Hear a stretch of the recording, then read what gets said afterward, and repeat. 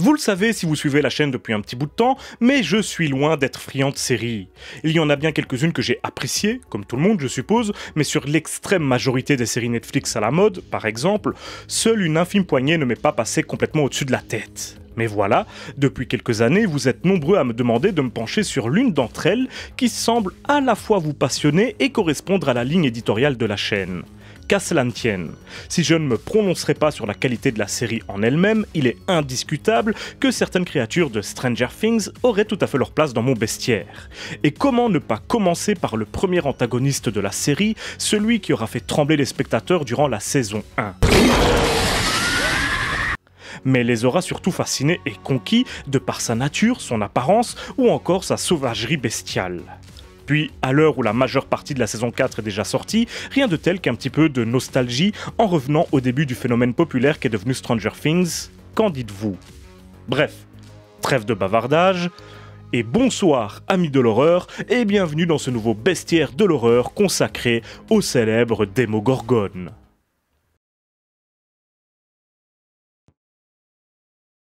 Welcome to hell.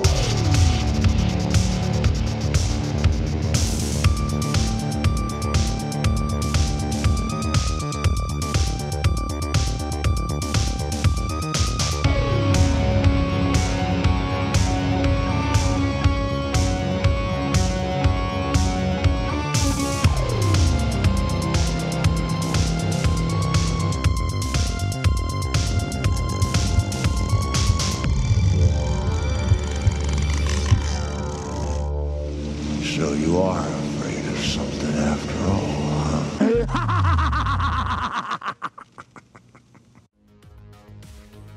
Lorsque l'on parle de Démogorgon, on désigne essentiellement le spécimen de 1983, le premier à être entré dans notre monde et à avoir interagi avec des humains à notre connaissance. Mais si l'on parle de spécimen, c'est bien parce que finalement ce n'est que le représentant d'une espèce tout entière. Bien entendu, ce nom n'a rien de scientifique puisqu'il lui a été attribué par les jeunes héros de Stranger Things, joueurs de Donjons et Dragons, ce qui explique pourquoi la créature partage sa dénomination avec le célébrissime prince démon du jeu de rôle. Ce qui est globalement une constante de la série. Tous les antagonistes monstrueux sont nommés d'après des créatures de l'univers de Donjons et Dragons. Le Démogorgon version Stranger Things est une créature humanoïde de grande taille, aux membres longs et étirés, qui se termine par des griffes acérées. Son apparence fait vaguement penser à celle d'un monstrueux amphibien avec sa peau visqueuse de couleur sombre. Mais bien sûr, ce qui frappe le plus dans son aspect, c'est sa tête. Dénuée du moindre trait, elle est composée de 5 espèces de mâchoires affublées de multitudes de dents qui, lorsqu'elles sont déployées, donnent à cette monstrueuse tête de faux airs de fleurs, d'étoiles ou même, et la comparaison me paraît plus adéquate, de plantes carnivores. Le Démogorgon est un prédateur, possède une force surhumaine et attaque ses proies avec une agressivité bestiale en utilisant ses armes naturelles. Sa puissance, ses griffes, sa gueule infernale.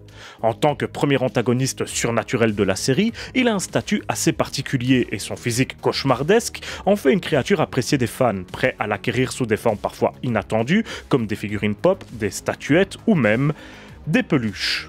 Aujourd'hui, l'apparence du Démogorgon et même son nom, bien que, comme on l'a vu, il n'ait pas été inventé pour l'occasion, font immédiatement songer à la série et sont liés dans l'inconscient collectif à Stranger Things. Cela en faisait donc un parfait sujet d'étude pour ce premier bestiaire de l'horreur dans l'univers de la série, n'est-ce pas ?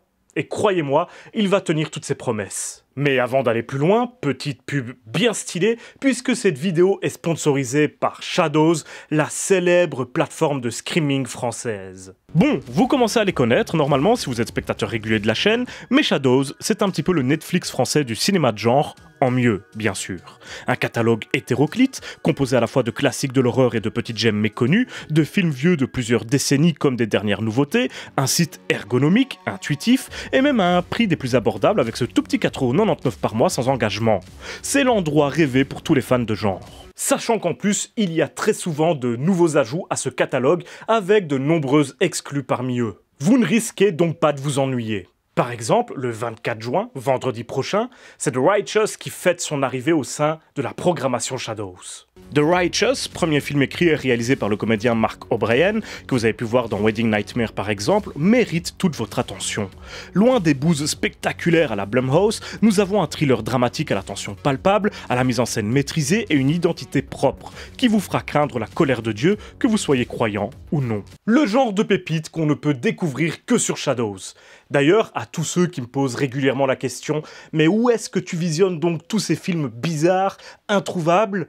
Eh bien, sachez que Shadows est l'une des réponses à cette question. Donc foncez! Et puis bien sûr, je reviens avec le magnifique code AS 2022 qui vous donne accès à 1 mois gratuit, histoire de pouvoir tester un petit peu leur offre. Quoi de mieux pour pouvoir découvrir Shadows et vous faire votre propre avis? Bref, vous trouverez tous les liens dans la description comme d'habitude, allez jeter un petit coup d'œil à Shadows et à leurs réseaux sociaux, ils sont très sympas. Merci encore à eux pour la sponsor, et puis nous revenons à notre bestiaire de l'horreur et à ce cher Démogorgon. Le Démogorgon vit à l'origine dans une dimension parallèle à la nôtre, appelée le monde à l'envers, ou Upside Down en VO, sorte de reflet corrompu de notre monde, même si nous n'avons en réalité que très peu d'informations sur cet endroit, si je puis l'appeler ainsi, et qu'il existe tout un tas de théories autour de lui, comme par exemple celle qui dit que ce serait en fait notre univers, mais dans le futur. Ce que l'on sait, c'est que ce monde fut découvert en 1983 dans le laboratoire national de Hawkins, dans l'Indiana, par des scientifiques qui travaillaient sur différents projets top secrets. Ils bossaient avec des enfants qui faisaient office de cobayes et ils tentaient de développer leurs capacités psychiques, entre autres, dans le but de peut-être les utiliser à l'avenir comme armes, notamment contre l'ennemi russe. Alors que le docteur Martin Brenner cherchait à utiliser le sujet numéro 11, une jeune fille aux facultés puissantes pour espionner psychiquement les Russes, celle-ci se retrouva nez à nez avec le Démogorgon pour la toute première fois, sans comprendre à quoi elle avait affaire. Elle fut terrifiée et fuit la confrontation, et ce même si, a priori, rien ne pouvait lui arriver lors de ses déplacements mentaux, mais le docteur Brenner était intrigué. Il voulut en savoir plus sur ce monstre et réutilisa Eleven dans ce but précis, le 6 novembre 1983, en lui ordonnant d'établir un contact avec la chose. Lorsque la petite fille retrouva le Démogorgon, elle tenta bien de l'approcher, mais leur contact provoqua l'ouverture d'un portail entre le monde à l'envers et le nôtre, et la créature put alors commencer à interagir avec notre univers. Ce fut le début des problèmes puisque ce prédateur extrêmement dangereux se mit à enlever et bien souvent à tuer des innocents en faisant des va-et-vient entre le monde à l'envers et notre monde à nous. Rappelons qu'à ce moment-là, personne ne connaît encore le monde à l'envers, pas même les scientifiques indirectement responsables de l'ouverture de la porte qui y mène, découverte à peu près par hasard. La petite communauté de la ville de Hawkins fut alors frappée de quelques disparitions, des plus tragiques que seul un petit groupe d'enfants qui s'agrandit peu à peu au cours de la série, compris comme étant surnaturels. Ils furent placés malgré eux au centre de ces événements terrifiants lorsque l'un de leurs membres, Will Byers, fut enlevé par le Démogorgon et amené dans le monde à l'envers, tandis qu'il recueillait la pauvre Eleven, qui avait réussi à s'échapper du laboratoire grâce au chaos provoqué par le monstre. Désormais, cette petite bande de jeunes geeks devait chercher à libérer leur ami d'une dimension parallèle, tout en évitant de se faire dépecer par une bête féroce ou d'être repérés par les agents gouvernementaux à la recherche de Eleven. Un sacré programme. Mais dans cette vidéo, ce n'est pas sur les stars du show que nous nous concentrons, mais bien sur le Démogorgon, l'antagoniste du moment. Il se comporte comme un prédateur assez ordinaire la plupart du temps. Il repère ses proies et les entraîne dans son monde pour les dépecer tranquillement, un petit peu à la manière d'un crocodile qui emmènerait sa victime dans sa tanière. Sauf qu'il arrive que le Démogorgon garde sa victime prisonnière et l'utilise pour permettre à d'autres créatures de poursuivre leur croissance. C'est ce qu'il semble avoir fait avec Will par exemple, même si nous reviendrons là-dessus un petit peu plus tard.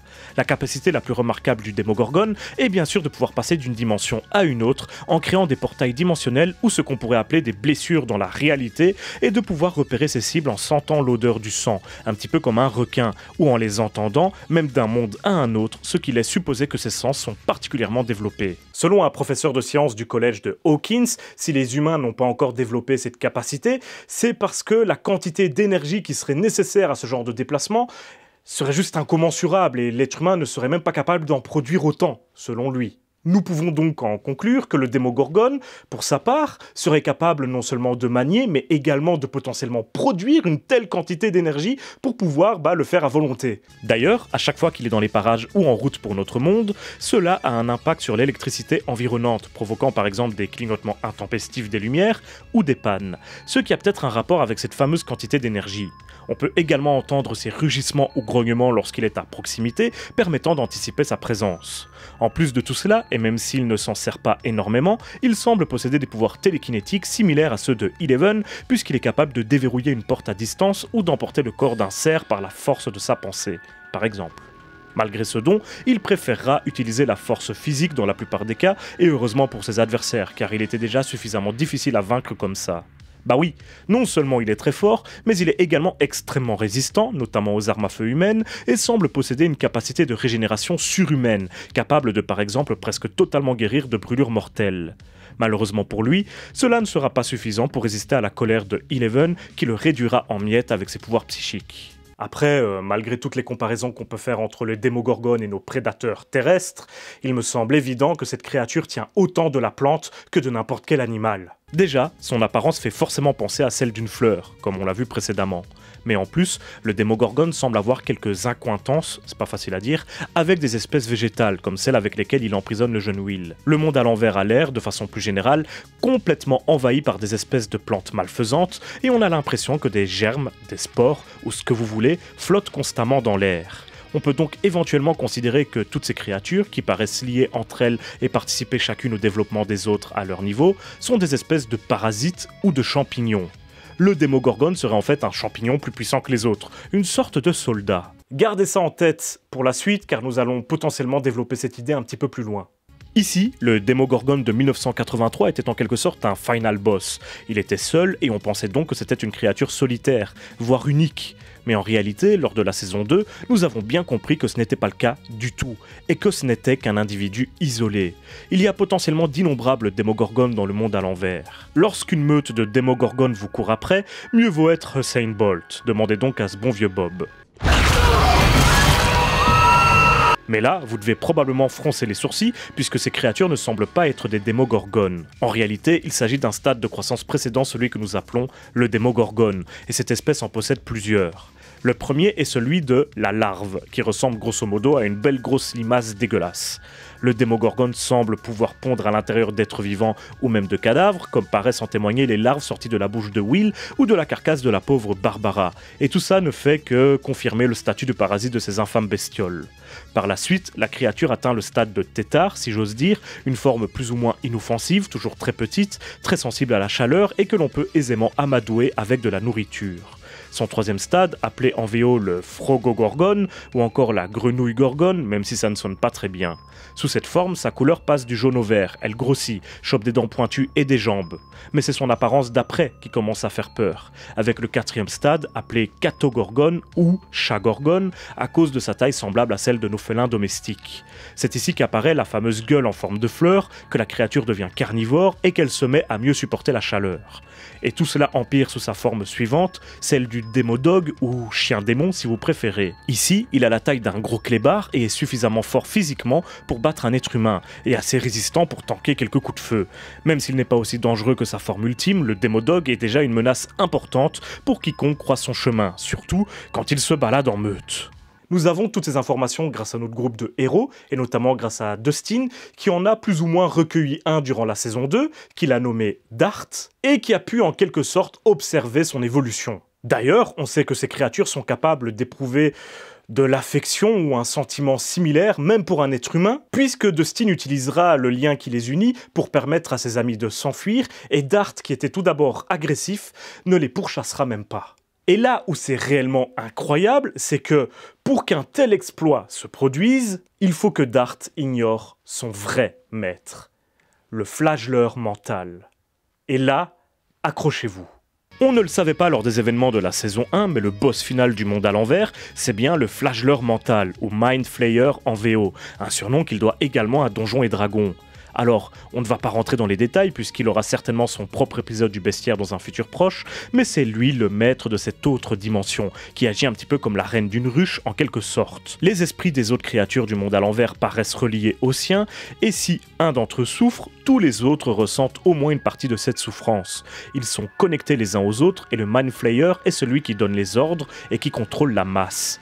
Et les Démogorgones sont en quelque sorte ses soldats, alors imaginez un peu la gueule de l'armée potentielle. Nous ne savons pas exactement s'il était impliqué dans les événements de la première saison, même s'il y a de fortes chances que ce soit le cas, et qu'il ait commandité les actions de notre Démogorgone du jour pour amorcer son intrusion dans notre univers. Cela explique aussi pourquoi le Démogorgone aurait gardé Will en vie, puisque c'est lui qui deviendra en quelque sorte le vassal du roi du monde du dessous, l'un des, si ce n'est l'antagoniste principal de la série entière.